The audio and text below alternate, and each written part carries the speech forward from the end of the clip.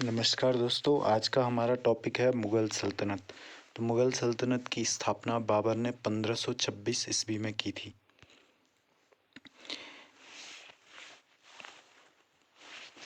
बाबर ने पानीपत के मैदान में इब्राहिम लोदी को हराकर दिल्ली पर मुग़ल सल्तनत की नींव रखी थी। बाबर का मूल नाम ज़हरुद्दीन मोहम्मद बाबर था और बाबर का पिता तैमूर का वंशज था और माता चंगेज़ खान संबंधित थी। तो ये चार्ट में देखिए, तैमूर के बाद मीरान से शाह का सुल्तान मोहम्मद का सुल्तान अबू सैद, फिर उमर शेख मिर्ज़ा है और उसका पुत्र बाबर था। तो मुग़ल स्वयं को चंगेज़ खां का द्वितीय पुत्र चगतई के नाम से चगतई कहते थे। तो ये अपने आप को चगदही कहते थे। तो ये चार्ट में दिख रहा है, ये तैमूर के संबंधित थे।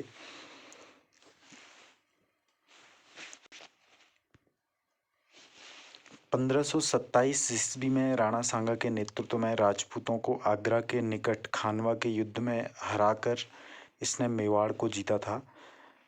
तो राणा सांगा को 1527 में खानवा के युद्ध में हराया था बाबर ने।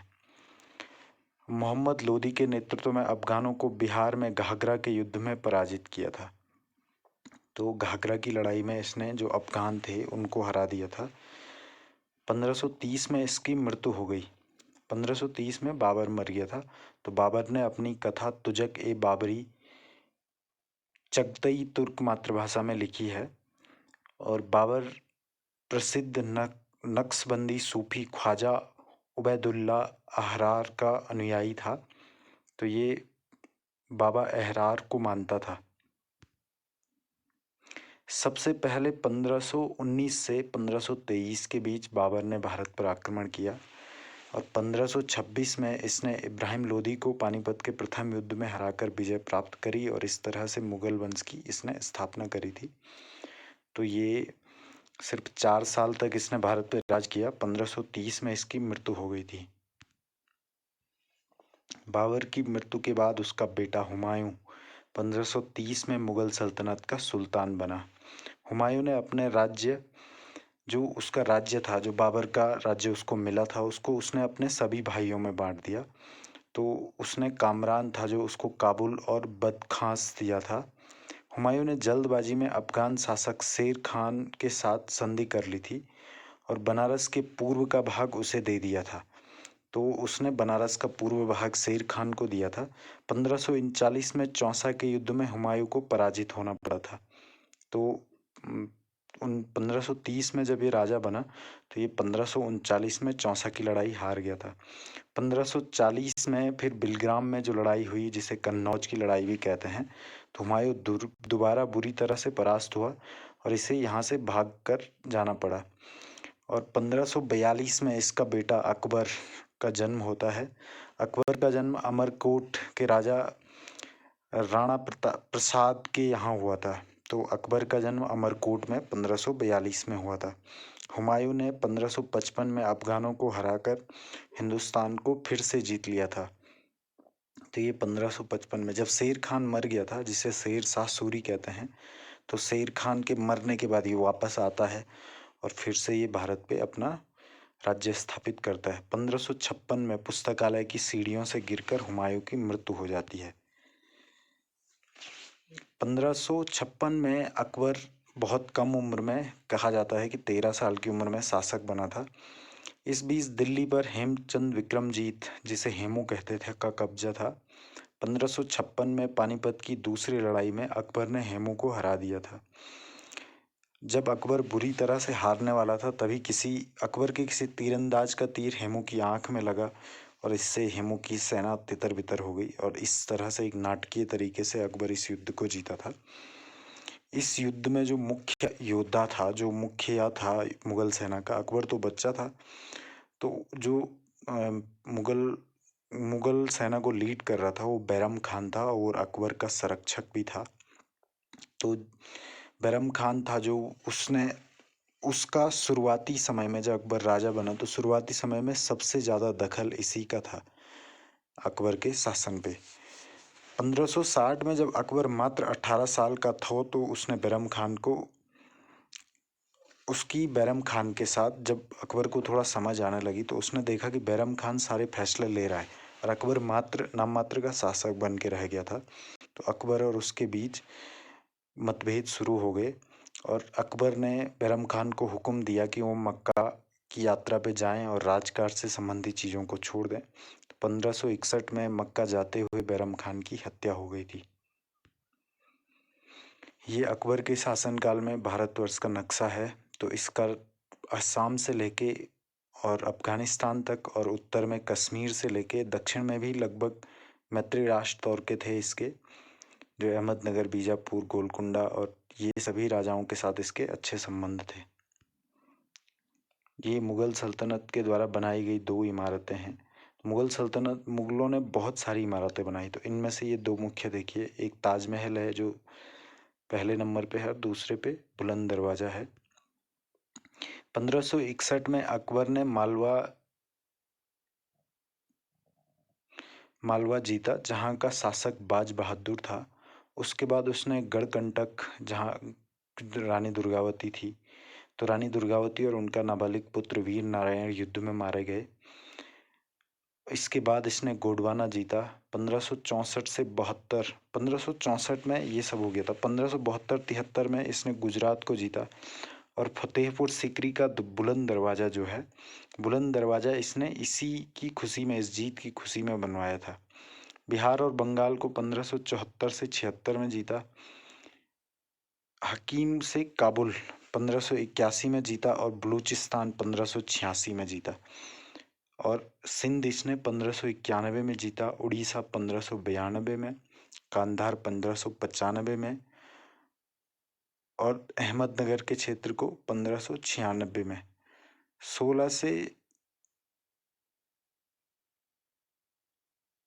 1601 में 1593 से 1601 में जो अभियान चलाए उसमें इसने अहमदनगर जीता। इसमें 16 से 1 हो रखा है तो 1601 था वो। अकबर का सबसे अच्छा मित्र बीरबल था, उसका सलाहकार था बीरबल और बीरबल ब्राह्मण था।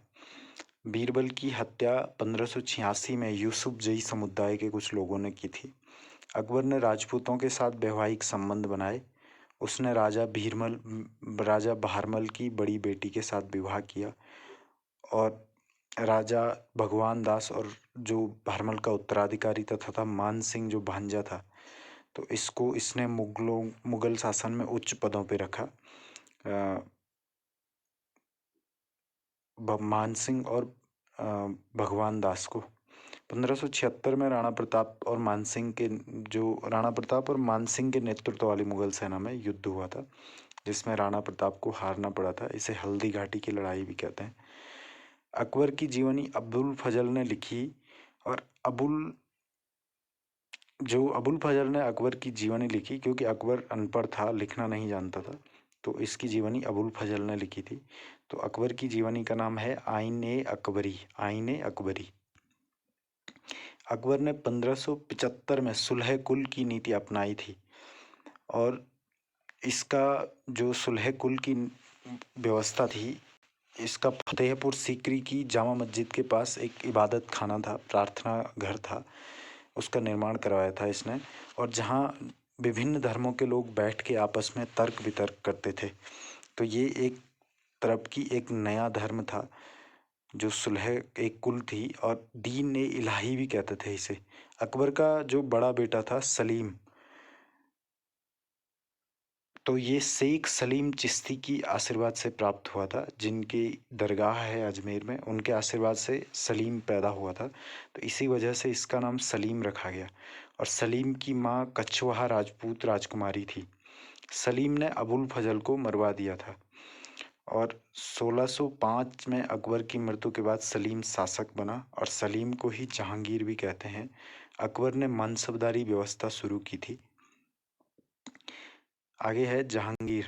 तो सलीम जहांगीर के नाम से जाना जाता है। 1605 से लेकर 1627 तक ये शासक रहा। जहांगीर ने बृहस्पतिवार और रविवार को भोजन के लिए जीव हत्या बंद करवा दी थी और 1611 में जहांगीर ने मेहरुनिसा से शादी की शादी की थी। मेहरुन्निसा को नूरजहाँ के नाम से भी जाना जाता है। नूरजहाँ शेर अफ़गान की विधवा थी जो बंगाल का गवर्नर था। बंगाल के गवर्नर के साथ युद्ध करते हुए मारा गया था शेर अफ़गान। तो शेर अफ़गान की विधवा थी नूरजहाँ, जिसके साथ जहांगीर ने विवाह किया था। नूरजहाँ को इसने नूर महल की उपाधि दी थी, जिसका मतलब होता था महल की रोशनी। 1606 में जहांगीर के बेटे खुसरो ने विद्रोह किया और उसे पकड़ लिया गया। बाद में उसकी आंखें निकलवा दी गई, और उसका साथ देने वाले जो सिख धर्मगुरु थे, पांचवें सिख धर्मगुरु अर्जुन देव, तो उन्हें भी मार दिया गया। और खुसरो की आंखें इसलिए निकाली गई ताकि ये भविष्य में राजा न बने। और 1621 में खुसरो बुरहानपुर में खुर्रम की कैद में मर गया। तो खुर्रम था शाहजहां। जहांगीर ने 1615 में मेवाड़ के शासकों के साथ, जो उस समय शासक थे मेवाड़ के, वो अमर सिंह थे, राणा महाराणा प्रताप के पुत्र, तो उनके साथ एक संधि की थी, जिसकी वजह से इनके बीच शांति बहाली हो गई थी। और 1627 में जहांगीर की मृत्यु कश्मीर के भीमबार में हो गई थी।